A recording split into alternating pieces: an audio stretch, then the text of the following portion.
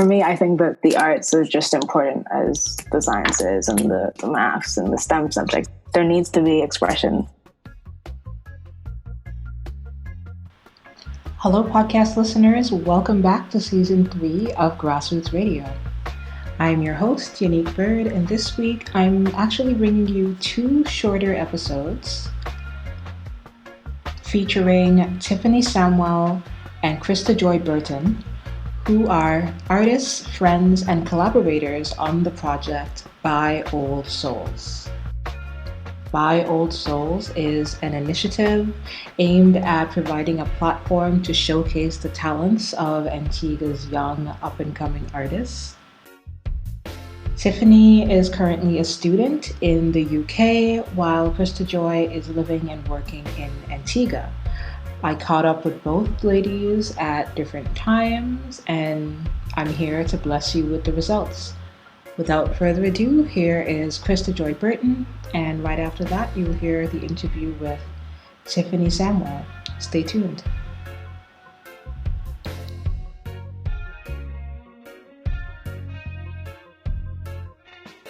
I am Christa-Joy Burton. I am 25 years old. Currently, I'm a projects officer for the Department of Environment within the Ministry of Health, Wellness and the Environment for the government of Antigua and Barbuda. I also am a fashion designer. I have a brand called Cali Crochet. I make crochet swimwear, and I'm also co-founder of By Old Souls with my partner Tiffany Samuel, where we provide acoustic, spoken word and visual artists with basically a platform for them to showcase their artwork, to showcase themselves, what they're working on. And it's not like focused primarily on Antigua, but it's right now us hosting it in Antigua. We're focused on Antiguan artists, just trying to push that local aspect. How did you and Tiffany first get together around this idea? Tiffany and I, we've been friends for a while, for a long time, and she already had the name that she would have wanted to use, By Old Souls, but in terms of the actual events, it was just last summer we were just discussing the fact that there wasn't that much of an opportunity for artists our age to really showcase themselves, persons who are just, budding artists, who aren't really as experienced as yet. So we both kind of wanted to put on events to assist with that for ourselves and for our friends who we knew were up and coming and wanted to showcase, but they didn't really know how to do it. They didn't have an avenue for it. So we both were just discussing and we were like, okay, we have the exact same idea, so we might as well just collaborate together. We're already friends, like it worked out perfectly. And you mentioned too that this isn't just kind of localized to Antigua. So what are some of your aspirations with this brand? What we want is to be able to give persons an outlet in general. So the brand is an events brand. So we want to be able to host events not only in Antigua, but overseas if possible. And obviously we're still learning, we're still growing. We're trying to, get off our feet. But because Tiffany right now is in London, then she will also be hosting an event in London for London artists. So she's working on that right now. And I will be assisting with managing here on the ground in Antigua to have any future events right now while she's away. So we'll be having them in both areas. And if it is that we can also do it further, have it in other Caribbean countries to host an event, partner with certain people, then we'll do that. Once it becomes possible for us. Right. So being someone who's organizing these kind of events, you're pretty plugged into the local art scene. So was it really that you were already plugged into the scene and you had all these friends who were kind of saying we needed an area to kind of do our thing, and noticing that there wasn't something like that existing? Yeah. So actually, for myself personally, I actually used to be on the National Youth Choir for Antigua and Barbuda. And before that, I was in a few choirs when I was in high school, in secondary school. And I've always, since I was younger, I guess I would say I'm one of those kids that grew up in church, singing in church from I was 4 or 5 years old. And it's something that I've always been passionate about. And I just found that for artists here in Antigua, people would know the main artists, and it would be kind of focused on soca and calypso. So for persons who are doing other types of genres, such as like R&B, just spoken word, stuff like that, it wasn't. They didn't have that many events for them to actually be able to showcase what they're doing, like what they're working on. And although there are a few events that were happening, it wasn't broadcast widely. So even if it was happening before, we didn't know about it, and other persons didn't know about it. So that's why we decided that for ourselves, for our friends who we knew were artists for sure, and they weren't getting that chance, that we wanted to have it. When I actually was in Jamaica for a while for university, and I saw how huge, like, the cultural aspect of Jamaica, like it's huge. It's a huge industry. And I find that a lot of people there, they work together, artists work to help to push each other and to promote each other. And there are lots of events that promote music and just their culture in general. And I wanted to be able to be a part of something like that here in Antigua. So coming home, that was something that I was just eager to try and push forward. Right, that's an interesting point. And a lot of the other like creative types that I've spoken to so far, they all kind of say the same thing about the lack of events going on for artists to participate in locally. And a lot of people will point to like things that they went to as like when they were kids, but then by the time that they were like teenage age or getting into their early 20s, then there's like nothing for that age gap. I don't think it's as maintained. I think especially persons might try something, and maybe if it doesn't come off the ground as soon as they promote it, then they choose to just kind of let it go and try something else.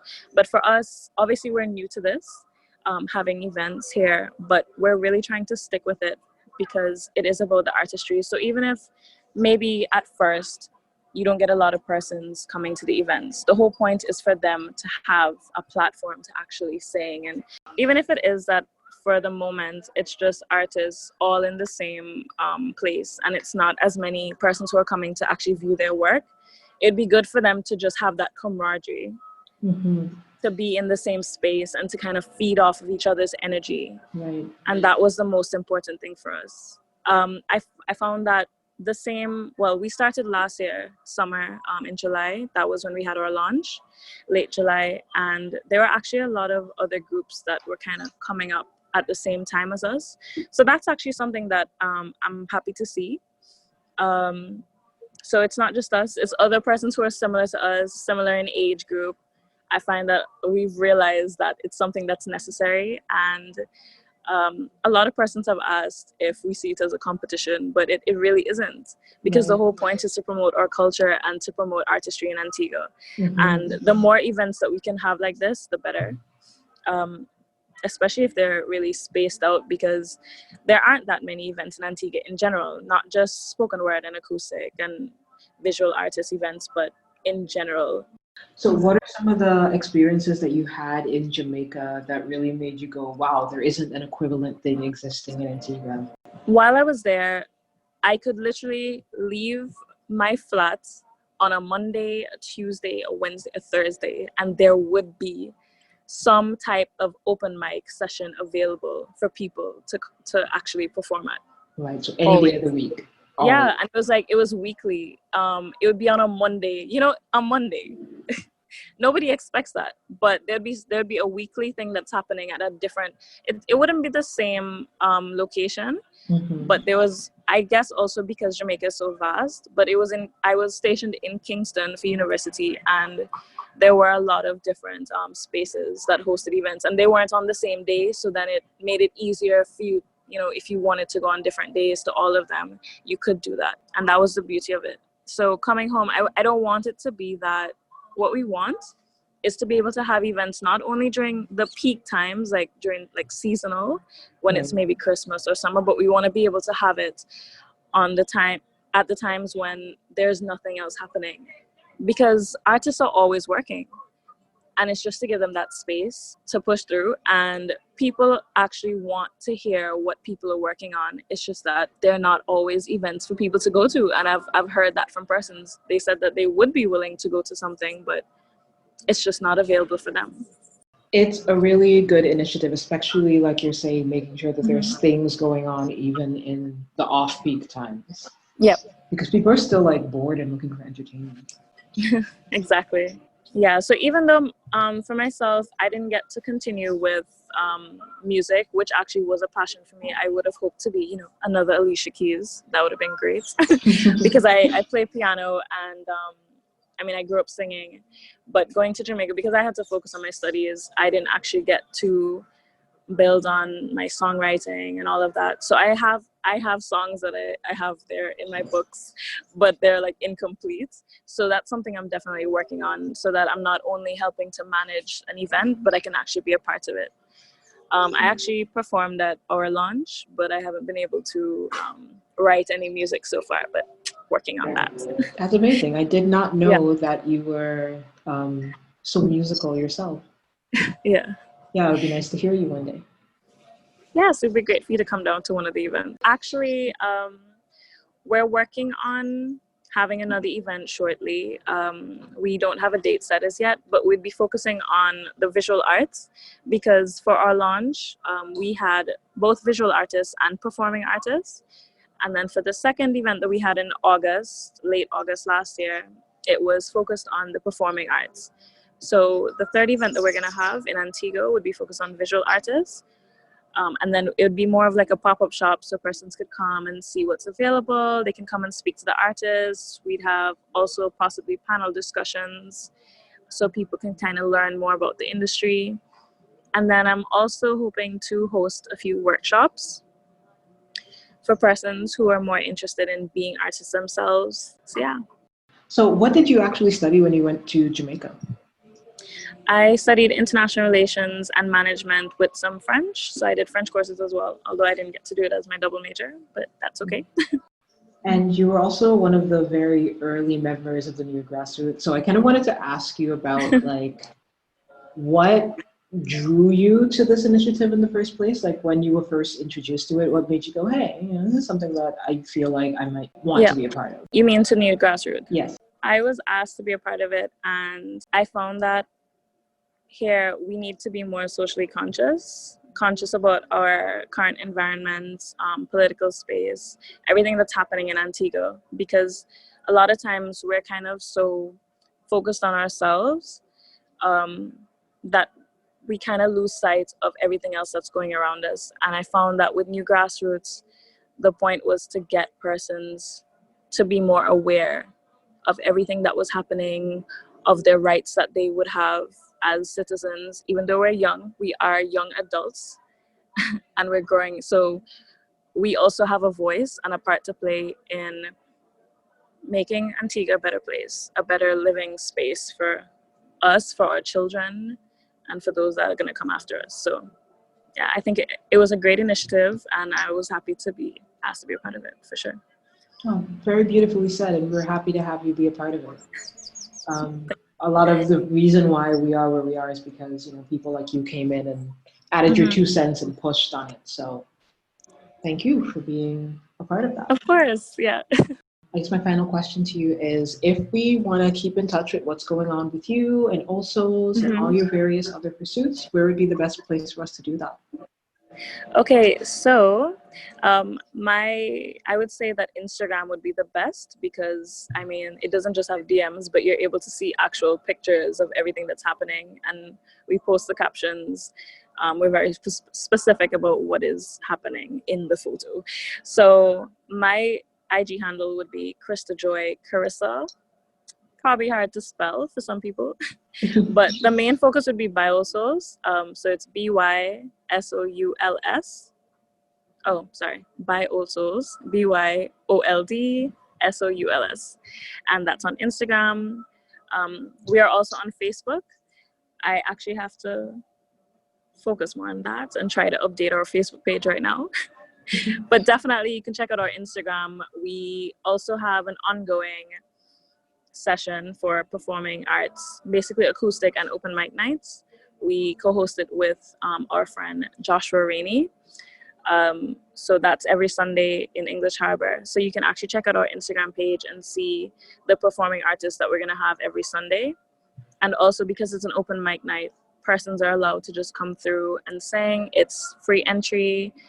And then at the end of the night, we gather all of the donations together because we do take donations every night, and it's spread across to all the artists. Oh, that's cool. So you kind of get part of a tip jar kind of deal. Yep. That's really neat. So any artist who wants to perform or try their hand at it can come out to this open mic night, no advanced planning, just show up and be able to perform? We would prefer if persons would actually send us a DM. Okay. They can also post on any of our photos and just let us know that they're interested in being a part of it. So we can at least post up photos to let people know this is definitely happening, these people are performing. But if persons aren't really sure as yet and they just want to come out and experience it and just see if they would want to be a part of it, that's fine as well. They can come, and on the night, it's still free and open for persons to come up on stage. It's a really chill vibe. At the Boathouse. It's right opposite Abra's, right before Nelson's Dockyard. So right within that parking lot. It's on the left side of the road. Yeah, so from 7 to 10 o'clock every Sunday, we're out there. And then once they perform, even if we weren't told prior to their arrival, once they perform, they will get a portion of the proceeds that we've collected from everybody there. Awesome. Well, thank you so much, Christa-Joy, for joining me today. Really appreciate you taking the time, and wishing you all the best in your future endeavors. Thank you so much. Same to you.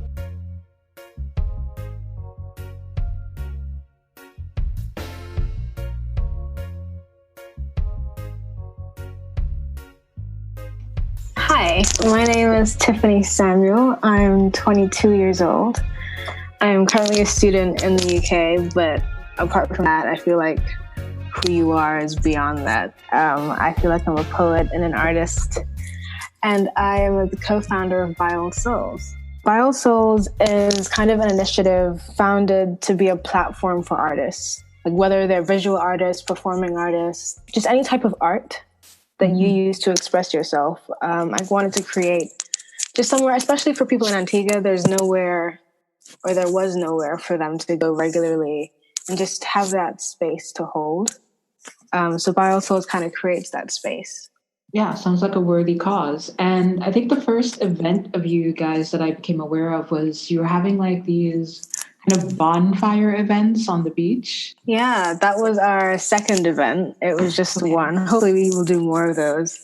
But it was really cool. So we had different artists. I think we had a lineup of about 6 performing artists, and it was a bonfire on Windward Beach in English Harbor. There was a bar, and everyone just sat on the beach, brought blankets, and just cuddled around listening to just the most amazing local artists. It was amazing. It was really good. Really, really good.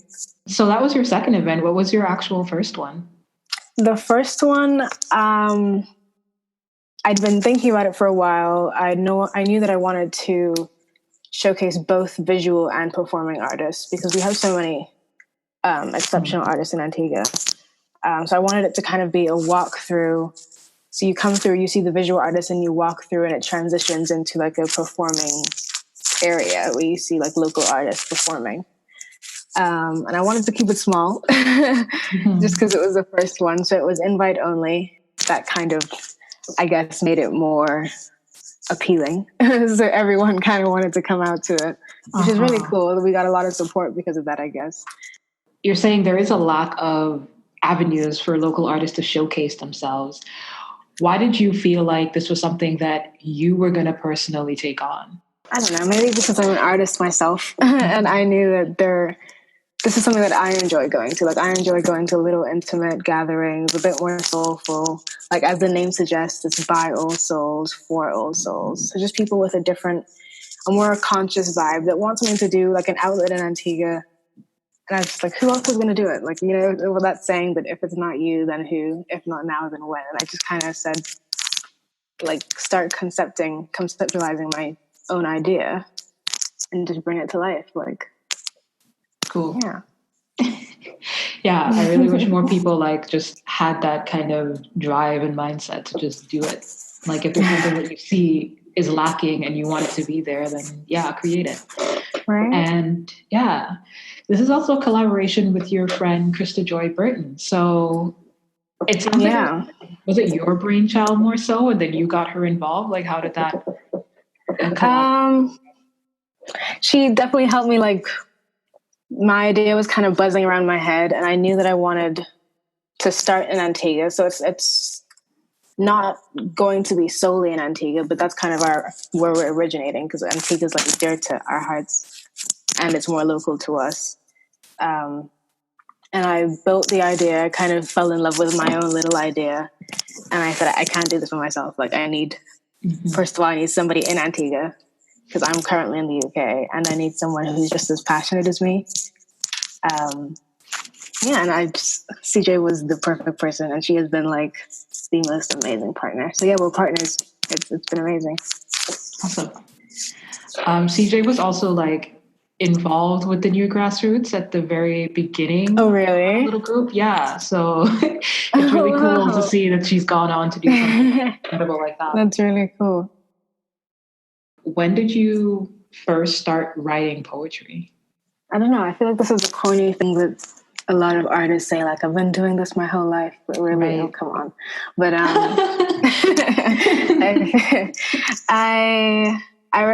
remember the first poem I wrote. Maybe this wasn't actually the first poem, but for me, the first memory of a poem that I wrote was for my granddad's funeral.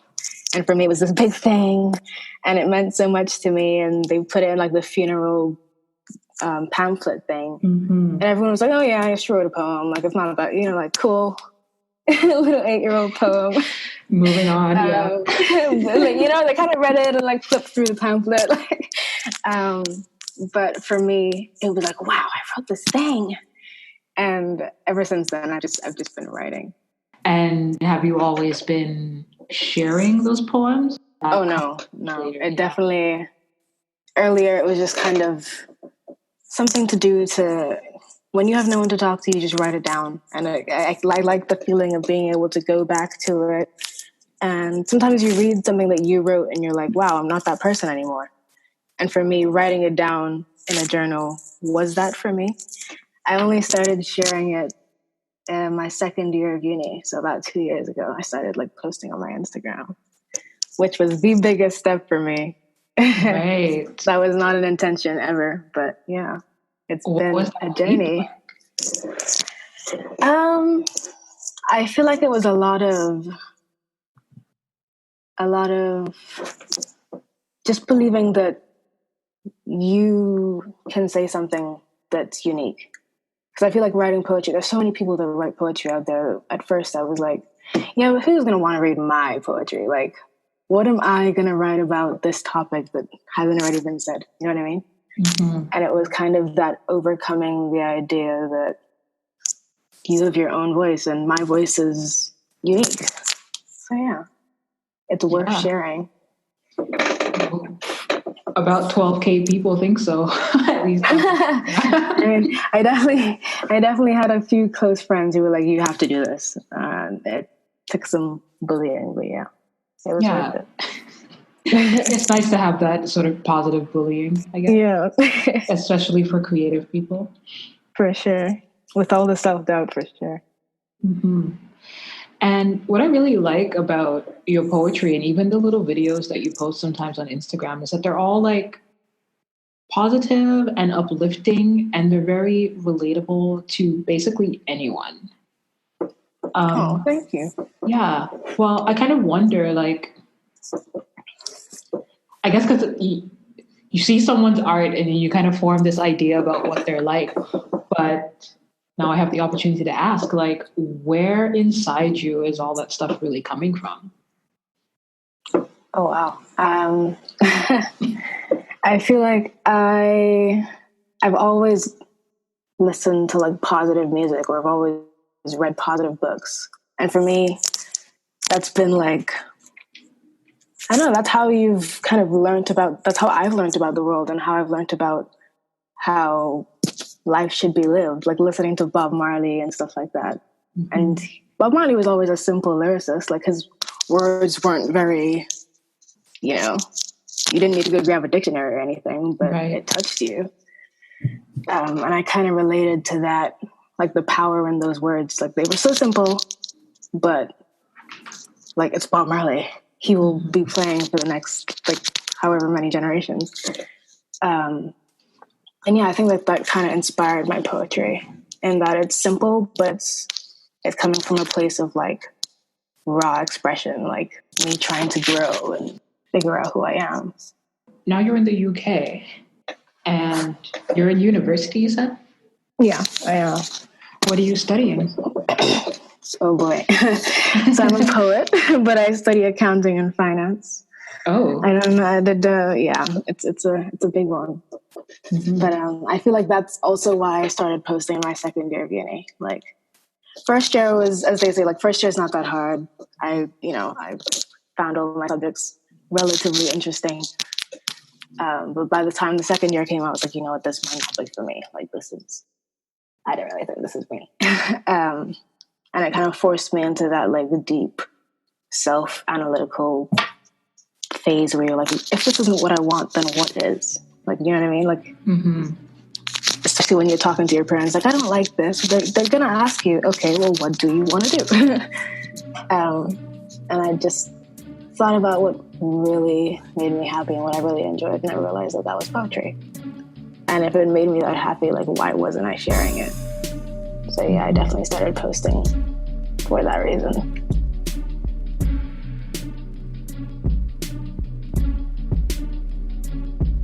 What kind of sets Antiguan artists apart from, say, artists from other parts of the Caribbean or artists on a more global scale? Like, do you find that there's any particular flavor that is distinctly Antiguan?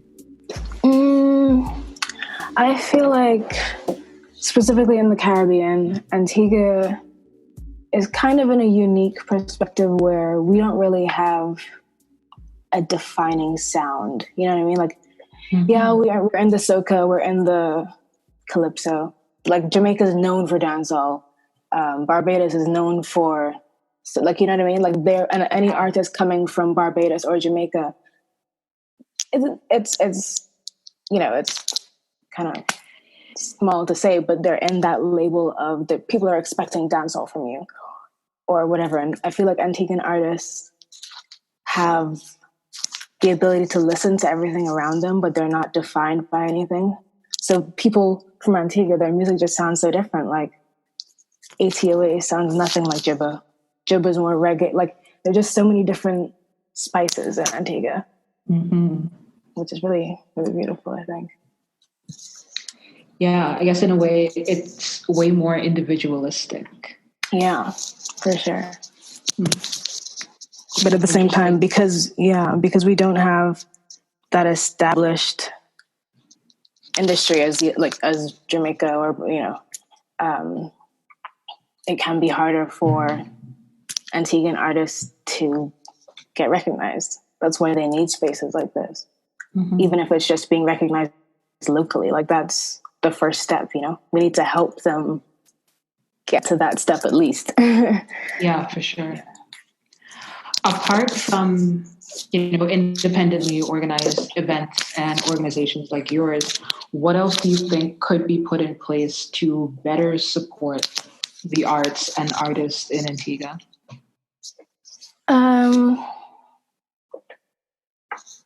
I think there could be a lot more, like, mentorship. Like, I know that Antigua has, you know, whether they're fully acclaimed or, you know, there's a lot of experienced, tenured musicians in Antigua, and I feel like there isn't enough sharing mm-hmm. of knowledge. You know what I mean? Like, there's so many producers, up and coming producers, older producers, come and, like, teach them something. Like, let's, you know, progress is like leveling the step from what it used to be, not like maintaining the same thing. I feel like there needs to be a lot more of, like, teaching and passing on of knowledge. Mm-hmm.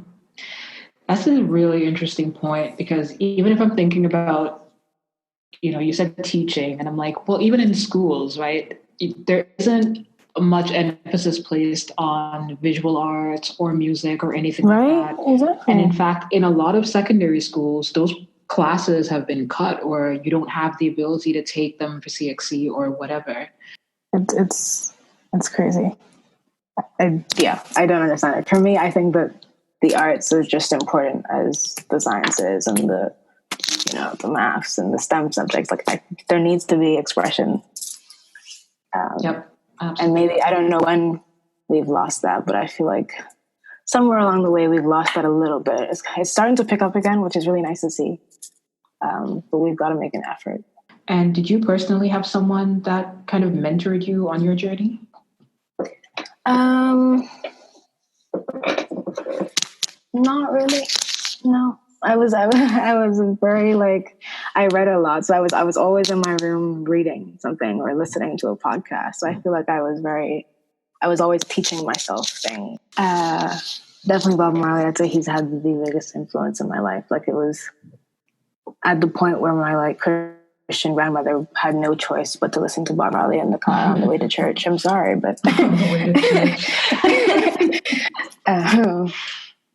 I say Bob Marley, Lauryn Hill, Erykah Badu, because she's a bit like, she's weird and she's outside the box. So I feel like I really cling to that as a child. Like, yeah, you don't have to do what everyone else is doing. You don't have to look the way everyone else looks.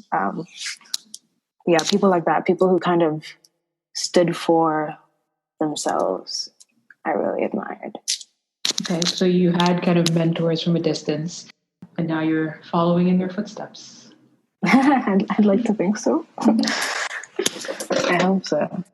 Oh, thank you so much for doing this again. And just before we jump off, if anyone's interested in following you who isn't already doing so, where would be the best place to find you online? Oh my gosh. Instagram. My Instagram is Kaya Ferry. It's KAYAFAERY. Thank you so much again.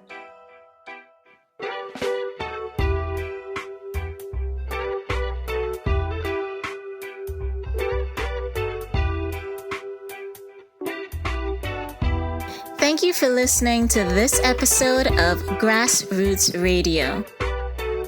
If you enjoyed the conversation, show some love and help spread the word. You can do that by subscribing on Apple, Google, YouTube, Spotify, or wherever you get your podcasts. Already subscribed? Consider leaving a 5-star review. It helps other people find the show. If you have an idea for someone you want to see featured or a topic you want us to cover, let us know. DM us on Facebook, Twitter, and Instagram at grassrootsanu or email us at thenewgrassroots@gmail.com. For more about NGR, visit us at thenewgrassroots.com. Until next time, this is Grassroots Radio.